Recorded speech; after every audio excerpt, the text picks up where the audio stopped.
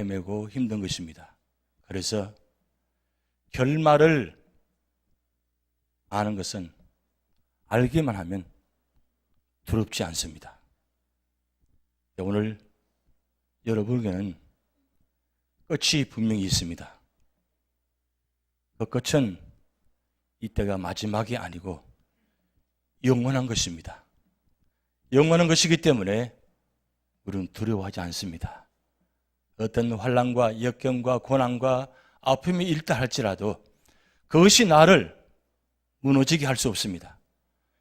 그것이 나를 절망시킬 수가 없습니다. 왜냐하면 우리가 믿는 하나님은 영원하지 하나님이고, 우리가 믿는 하나님은 우리를 삶에 인도하시는 절대적인 전능하신 하나님이시기 때문입니다. 그 하나님을 믿으시면서 승리하시는 여러분 되시기 바랍니다. AD 64년경에 큰 사건이 하나 있었습니다. 역사적으로 다 드러난 이야기입니다. 로마에 대화재가 일어나서 그 화재로 말미암아 로마 전체가 불태워지는 모습이 있었습니다. 그 주인공이 바로 로마 황제인 네로 황제입니다. 네로 황제가 씨를 한 수 얻기 위해서, 감흥을 즐기기 위해서 로마 시 전체를 불태웠습니다. 근데 워낙 비난이 거세다 보니까 그것을 기독교인들에게 죄를 전가시켰습니다. 그래서 그때부터 로마시에 대박해가 시작되기 시작했습니다. 그 박해가 얼마나 심한지 그때 당시 믿는 그리스도인들이 로마를 떠나서 소아시아 지역으로 대거 이주하게 됩니다. 그것이 바로 오늘날 터키 지역입니다. 오늘 본문 1절 말씀 보면 이렇게 나와 있습니다. 예수 그리스도의 사도 베드로는 본도, 갈라디아, 갑바도기아, 아시아의 비두니아에 흩어진 나그네라고 했습니다. 여러분 지도를 보시면 이 이름들이 다 그대로 나와 있습니다. 본도, 아시아, 갈라디아, 갑바도기아, 비두니아. 그런데 이 지명들 가운데 가장 중요한 지명이 한 곳이 있습니다. 그것이 바로 갑바도기아입니다. 이 갑바도기아에 가시면 데린쿠요라는 큰 지하 도시가 있습니다. 여러분 보시다시피 저 도시가 지하로 적어도 13m, 130m 이상으로 내려간 큰 지하 도시입니다. 근데 저기에 들어가는 인구가 약 2만 명 정도 들어간다고 합니다. 여기에 들어간 사람들이 누구냐면 로마 박해로부터 피해서 그 먼 길을 도망다니면서 헤매다가 결국 찾아온 것이 이 갑바도기아입니다. 갑바도기아에 와도 어디 피할 곳이 없습니다. 그들은 맨주먹 가지고 손을 가지고 땅을 파기 시작합니다. 그래서 땅을 판 곳이 바로 저렇게 형성되어 있습니다. 저 제일 밑 지하에 십자가 형태로 된 교회가 있습니다. 그 교회에서 모여서 모든 성도들이 마음을 나누면서 함께 예배드리는 그런 귀한 모습들이 저기 남아 있습니다. 그런데 저런 곳이 36군데가 된다고 합니다. 그러니까 얼마나 많은 사람들이 박해를 통해서 피해왔고 얼마나 많은 사람들이 여기서 땅속에 들어가서 오랜 기간 동안 저들이 죽음 앞에서 언제 죽을지 모르는 그런 상황 가운데서 그들은 그 지하 토굴에서 땅을 파면서 숨으면서 언제 저기 닥칠지 모르니까 그 가운데도 그들은 모여서 예배드리고 찬송하고 기도했다는 사실입니다. 그들은 그 가운데 산 소망을 갖고 살아갔습니다. 산 소망이 무엇입니까? 살아있는 소망입니다. Living hope입니다. 세상의 소망은 영원한 소망이 아닙니다. 끝이 있습니다. 절망입니다. 아무리 소망을 품고 꿈을 안고 간다 할지라도 그 소망은 다 이루어지지 못합니다. 그러나 믿음의 사람들은 꿈을 안고 품을 안고 소망을 갖는 가운데서 예수 그리스도 안에서 주시는 소망을 갖고 살아갈 때 그 소망이 죽은 소망이 아니라 이 세상의 절망의 소망이 아니라 영원한 소망을 주었기 때문에 산 소망이라고 했습니다. 이런 이때에 하나님은 베드로 사도를 세워서 AD 63년경 64년에 네로 황제가 로마 대화재를 일으키기 1년 전에 하나님은 베드로 사도를 감동시켜서 베드로 전후서를 기록하게 해서 절망 중에 살아가는 그들에게 이 복음을 기록해서 그들에게 복음을 읽음으로 통해서 그들에게 산 소망을 주셨다는 사실입니다. 그러면 그 산 소망이 무엇이냐? 그래서 오늘 본문 1절부터 7절 말씀 가운데 7가지의 아주 중요한 산 소망을 기록하고 있습니다. 우리가 신앙생활하면서 적어도 이 7가지는 반드시 기억하셔야 될 문제입니다. 그때 그 당시만 주시는 말씀이 아니라 오늘 우리에게도 언제 어느 시간에 어떤 일들이 닥칠지 아무도 모릅니다.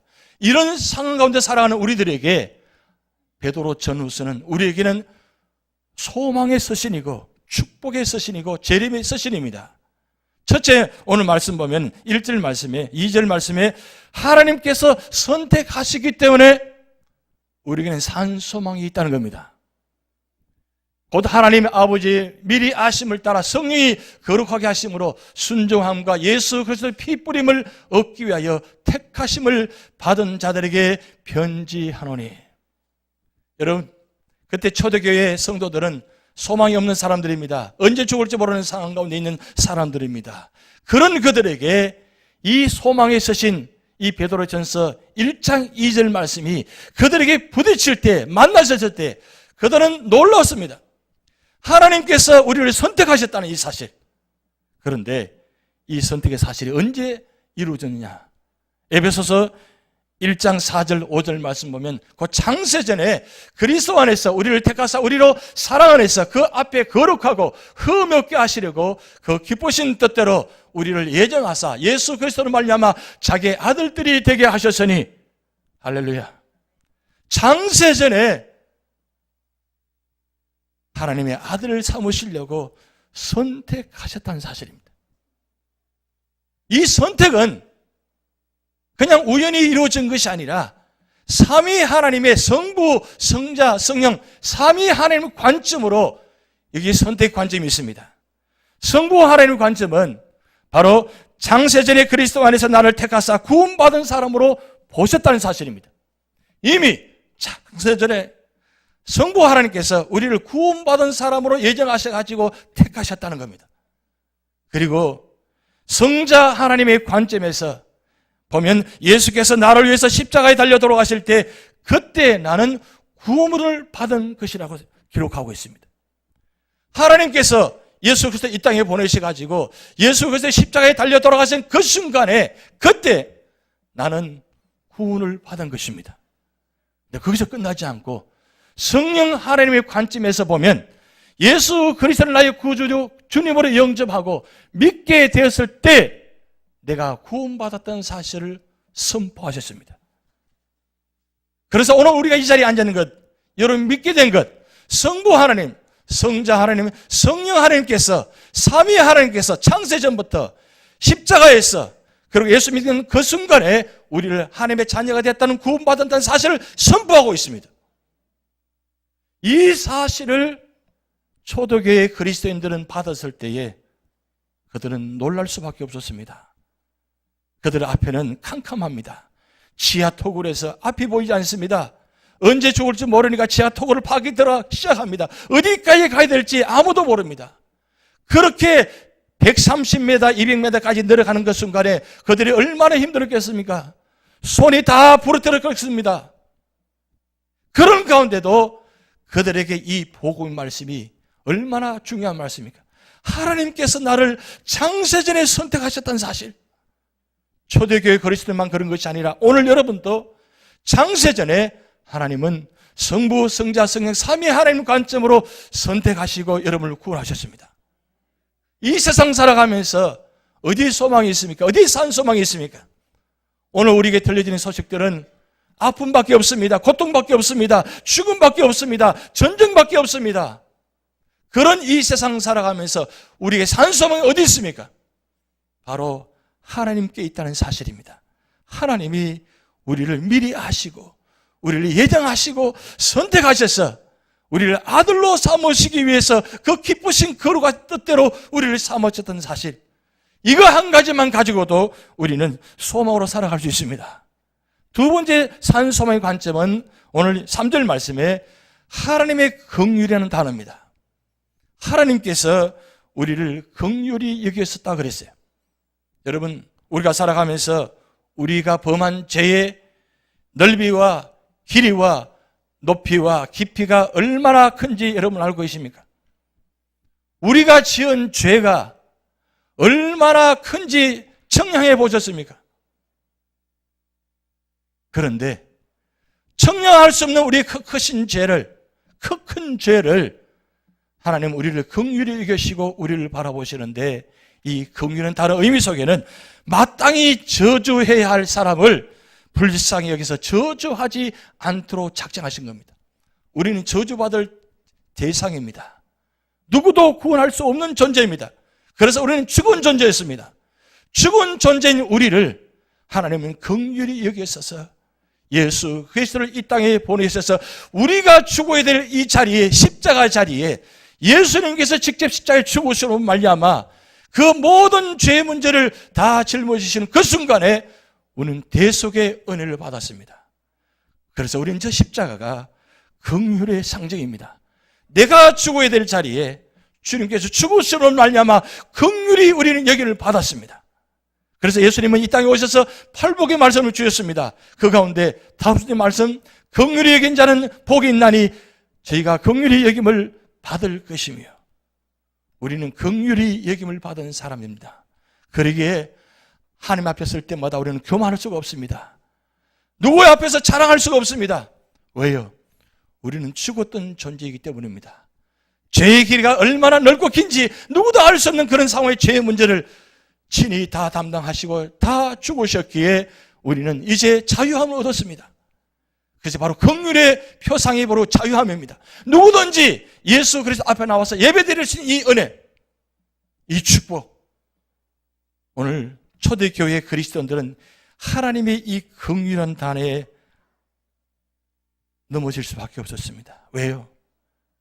하나님의 은혜를 체험하고 소망이 없었는데 그 은혜의 말미암아 긍휼의 겜을 받았다는 이 사실 한 단어만 가지고도 그런 눈물이 흐를 수밖에 없었습니다. 주님 감사합니다. 소망 없이 살아왔는데, 절망밖에 없는데, 언제 죽을지 모르는 상황 가운데 하나님 긍휼히 여기셔서 하나님의 자녀로 삼아주신 이 사실, 이 은혜, 하나님 감사합니다. 여러분, 이 은혜가 여러분들에게도 나타나기를 바랍니다. 예배드릴 때마다 하나님 감사합니다. 나 같은 죄인 살리신 주 은혜 놀라와. 이전에 그 모든 것 다 갚을 수 없는 상황인데 다 용서하시고 기억하지 아니하시고 우리를 긍휼히 여기는 대상으로 보시면서 그토록 이토록 우리가 하나님 앞에 죄를 지으며 살아가는 우리들을 그래도 사랑하시고 말씀하지 아니하시고 다 받아주셔서 하나님의 자녀로 보시면서 오늘 보시는 것, 처음 보시는 것처럼 우리를 사랑하신 그 은혜, 긍휼의 겜의 대상인 우리는 기억하셔야 된다는 사실입니다. 오늘 세 번째 말씀합니다. 산 소망은 뭐냐면 바로 3절 말씀에 예수 그리스도의 부활이 있다는 사실이에요. 오늘 말씀 보면 우리 주 예수 그리스도의 아버지 하나님을 찬송하리로다. 그의 많으신 긍휼대로 예수 그리스도를 죽은 자 가운데서 부활하게 하심으로 말미암아 우리를 거듭나게 하사 산 소망에 있게 하셨다 그랬어요. 여러분, 이 세상 가운데 살아가면서 가장 큰 소망은 무엇입니까? 부활입니다. 부활이 없다면 오늘 이 자리에 있을 이유가 없습니다. 왜요? 부활은 우리에게 가장 최고의 은혜고 축복입니다. 그래서 에베소서 2장 4절 5절 말씀에 긍휼히 풍성하신 하나님이 우리를 사랑하신 그 큰 사랑을 인하여 허물로 죽은 우리를 그리스도와 함께 살리셨고 너희는 은혜로 구원을 받은 것이니라. 예수님께서 죽으시는 그 순간에 우리가 죽었습니다. 예수님께서 부활하신 그 순간에 우리가 다시 부활함을 얻었다는, 이미 살리셨다고 말씀하고 있습니다. 왜요? 우리를 사랑하시기 때문입니다. 소망을 주시기 위해서 우리에게 부활하신 것입니다. 초대교회 그리스도인들은 죽음 앞에 그들은 살았습니다. 때로는 화영정 앞에서 살았습니다. 때로는 십자가 형태로서 살았습니다. 얼마나 고통스러운지 모릅니다. 그런데 그들이 그 앞에 죽음 앞에서 부른 사랑의 노래가 있습니다. 그 사랑의 노래가 죽음의 현장에서 부르는 사랑의 노래입니다. 나를 저주하십시오. 당신이 나를 저주하면 할수록 나는 당신들을 사랑할 것입니다. 내게 침을 뱉어 보십시오. 그러면 나는 사랑의 숨결을 뿜어낼 것입니다. 나를 구타하십시오. 나는 시름소리로 사랑을 고백할 것입니다. 나를 찌르십시오. 나는 당신을 사랑한다고 절규할 것입니다. 나를 짐승의 먹이로 던지십시오. 나는 사랑의 제물이 될 것입니다. 나를 불태우십시오. 그러면 나는 사랑의 열기로 당신의 정오의 가슴을 녹일 것입니다. 초대교회 그리스도인들은 이 죽음의 형틀 앞에서, 죽음의 구타 앞에서, 죽음의 창 앞에서 그들은 원망하고 탄식하고 절망하고 죽어간 것이 아니라 오히려 그 죽음 앞에서 사랑을 노래하고 있다는 사실이에요. 어디서 이런 놀라운 고백이 나올 수 있습니까? 바로 부활의 고백입니다. 부활. 여러분, 그래서 우리 주일마다 오늘 부활 주일입니다. 왜요? 새벽 미명 주일 아침 주님께서 부활하시기 때문입니다. 그래서 주일은 부활 주일입니다. 그래서 기쁜 날입니다. 행복한 날입니다. 일주일 내내 힘든 가운데 살아가다가 주일 아침 되면 그래, 주님께서 나를 위해서 부활하신 날이다.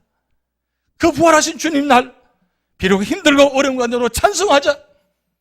오늘 우리 찬양대가 주와 같이 길 가는 것 정말 즐거운 마음으로 찬양했죠. 이게 하나님의 은혜예요. 절망의 길을 걸어가는 우리들입니다. 슬픔의 길을 가는 우리들입니다. 골짜기의 길을 가는 우리입니다. 그런데 그 골짜기 가운데도, 사망의 음침한 골짜기 가운데도 내가 해를 받지 않음을 두려워하지 않을 것은 주께서 나와 함께 하심이라. 주의 지팡이와 막대기는 나를 안위하시나이다. 할렐루야. 그래서 주님과 함께 걸어가시기 바랍니다. 주님과 함께 걸어가면 찬송할 수 있습니다. 초대교회 그리스도인들이 이 죽음 앞에서 찬송하면서 간 것처럼 여러분도 찬송하며 가시기 바랍니다. 그 찬송이 무슨 찬송입니까? 부활의 찬송입니다. 나는 부활합니다. 나는 부활할 소망을 갖고 있습니다. 그 부활의 소식을 여러분 주변에 나누시기 바랍니다. 전하시기 바랍니다. 주님 부활하셨습니다.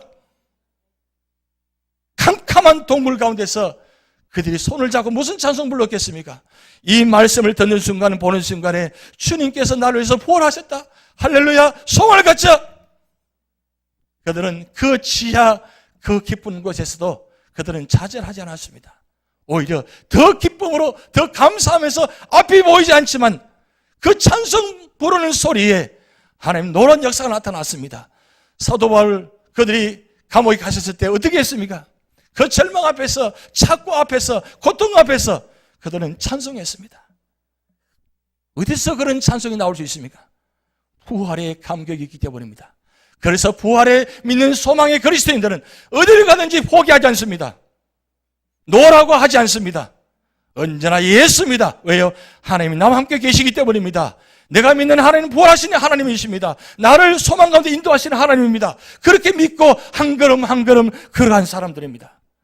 여러분 삶의 자리마다 아픔이 있을 것입니다. 고통이 있을 것입니다. 어렵습니다. 힘듭니다. 그럴 때마다 부활의 소망을 갖고 살아가시기 바랍니다. 그럴 때마다 하나님께서 힘을 주실 것입니다. 능력을 주실 것입니다. 산소망이 어디서 나옵니까? 오늘 4절 말씀에 다시 말씀합니다. 거듭남이 있습니다. 이 거듭남은 바로 부활의 소망을 갖고 예수 믿고 구원받는 그 순간에 과거에서 미래로 바꿔가는 거듭남의 삶입니다.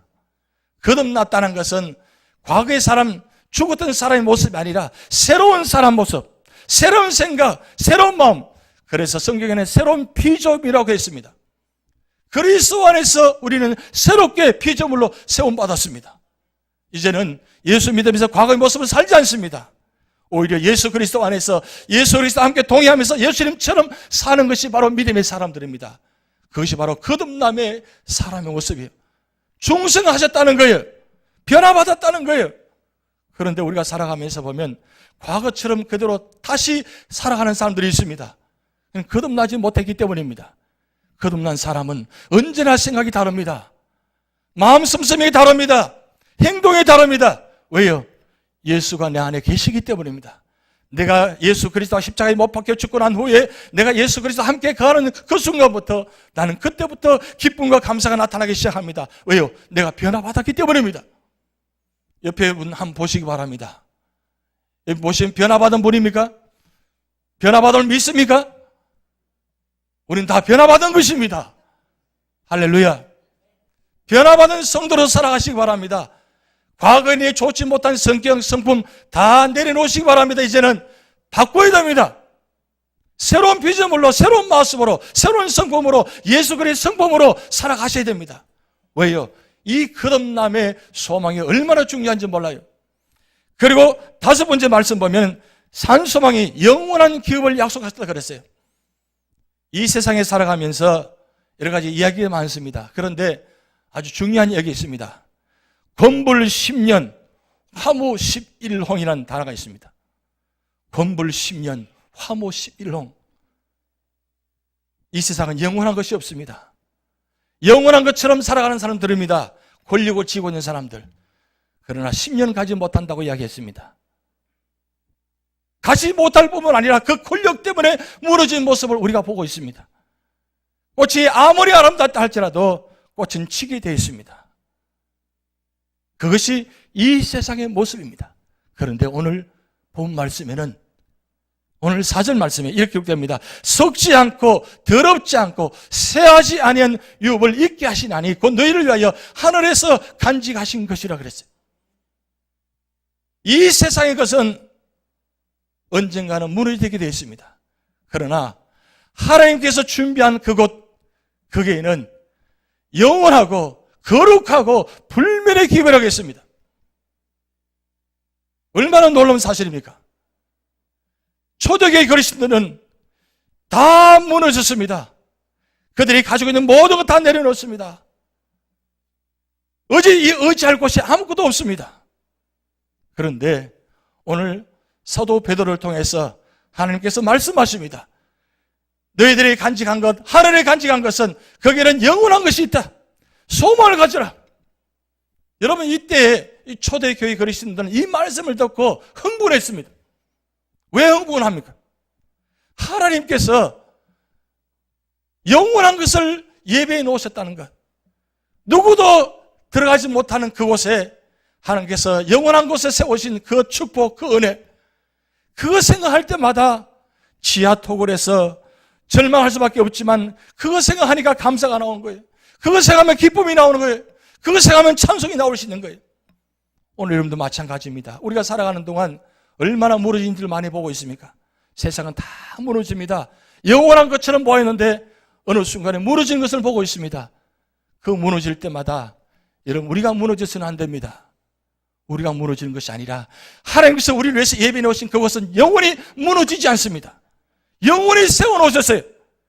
거기에 하나님께서 말씀합니다. 너희가 말세에 나타나고 예비하신 구원을 얻기 위하여 믿음으로 말미암아 하나님 능력으로 보호하심을 받았느니라. 여섯 번째 말씀입니다. 우리를 영원토록 하나님께서 보호하신다고 말씀했습니다. 이 세상 누구도 나를 보호해 주지 않습니다. 아무리 기가 막힌 장치를 한다 할지라도 우리를 보호할 수 없습니다. 그러나 하나님께서 우리를 보호하신다면 누구도 우리를 무너지게 못한다고 했습니다. 그래서 사도 바울은 로마서 8장에 이렇게 말씀하고 있습니다. 누가 우리를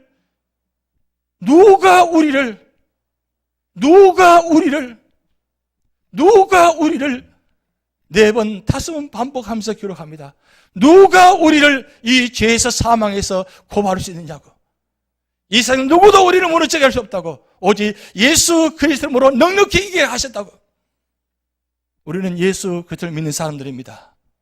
예수 믿는 사람은 반드시 하나님께서 보호하신다고 말씀하셨습니다. 그래서 마태복음 28장 20절 말씀에 내가 세상 끝날까지 너희와 항상 함께 하리라 말씀했습니다. 여러분, 이 말씀 붙들고 살아가시기 바랍니다. 하나님은 언제나 우리 삶의 자리마다 함께 하십니다. 함께 하실 뿐만 아니라 우리를 보호하십니다. 하나님은 물불을 가리지 아니하시고 보호하신 그 하나님의 은혜, 그 하나님의 역사가 믿는 자들에게 주신다고 했습니다. 그런데 여기서 끝나지 않습니다. 오늘 사도 베드로는 마지막 순간에 하나님께서 말씀합니다. 일곱 번째 축복입니다. 하나님께서 마지막까지 끝까지 믿음을 지킨 자에게는 하나님 보상이 있다고 말씀했습니다. 오늘 6절 말씀 이렇게 기록되어 있습니다. 그러므로 너희가 이제 여러 가지 시험으로 말미암아 잠깐 근심하게 되지 않을 수 없으나 오히려 크게 기뻐하는도다. 7절 너희 믿음의 확실함은 불로 연단하여도 없어질 금보다 더 귀하여 예수 그리스도 나타나실 때 칭찬과 영광과 존귀를 얻게 될 것이니라. 아멘. 이 세상 속의 시련과 역경이 잠깐이라고 했습니다. 잠깐. 여러분, 이 세상은 영원한 것이 없습니다. 당하는 사람 입장에서 영원할 것 같습니다만은 영원하지 않습니다. 지나고 보니까 그때 그 잠깐이었습니다. 근데 그 잠깐 때 우리가 믿음의 끈을 놓쳐버릴 때가 있다는 사실이에요. 그런데 초대교회 그리스도인들은 끝까지 믿음을 지켰습니다. 아니, 죽음 앞에서도 믿음을 지켰습니다. 왜요?